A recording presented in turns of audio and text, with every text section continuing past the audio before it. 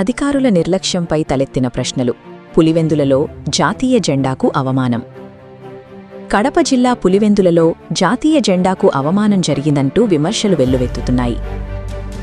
August 15 స్వాతంత్ర దినోత్సవానికి 2 రోజుల ముందుగానే పట్టణంలోని పలు వ్యాపార సముదాయాల వద్ద జాతీయ జెండాలను విక్రయానికి ఏర్పాటు చేశారు.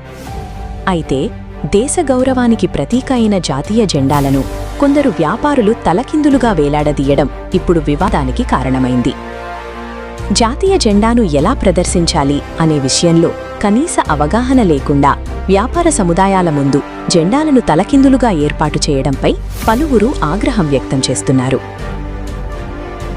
పట్టణంలోని ప్రధాన ప్రాంతాల్లోనే జాతీయ జెండాలను తలకిందులుగా ఏర్పాటు చేస్తుంటే అధికారులు ఏం చేస్తున్నారు?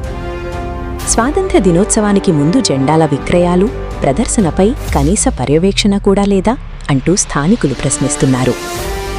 ఈ విషయం కొందరు మీడియా ప్రతినిధుల దృష్టికి రావడంతో వారు సంబంధిత వ్యాపార సముదాయాల నిర్వాహకులను నిలదీశారు. జాతీయ జెండాను తలకిందులుగా ఎందుకు ఏర్పాటు చేశారు? దేశ జెండా విషయంలో ఇంత నిర్లక్ష్యమా అంటూ ప్రశ్నించారు. జాతీయ జెండా కేవలం అమ్మకానికి పెట్టే వస్తువు కాదని, అది దేశ గౌరవానికి ప్రతీక అని మీడియా ప్రతినిధులు స్పష్టం చేశారు. అయితే వ్యాపారుల నిర్లక్ష్యంతో పాటు ఈ వ్యవహారాన్ని ముందుగానే గుర్తించి చర్యలు తీసుకోవాల్సిన సంబంధిత అధికారుల పర్యవేక్షణ లోపంపై కూడా ఇప్పుడు విమర్శలు వెల్లువెత్తుతున్నాయి. స్వాతంత్ర దినోత్సవం సమీపిస్తున్న వేళ జాతీయ జెండాల విషయంలో ఇలాంటి ఘటనలు చోటు చేసుకోకుండా అధికారులు ప్రత్యేక దృష్టి పెట్టాల్సిన అవసరముంది.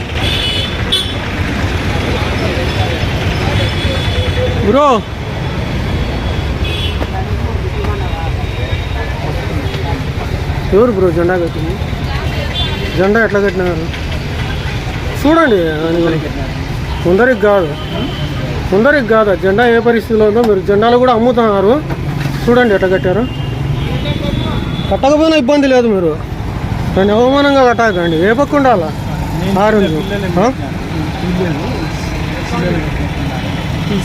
ఆరెంజ్